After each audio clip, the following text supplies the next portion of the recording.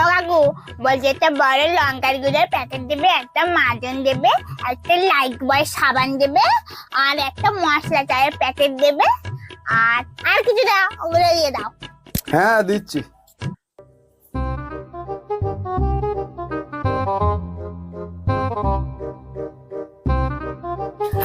আচ্ছা কাকু কত হলো এবার হিসাব করো দিদি।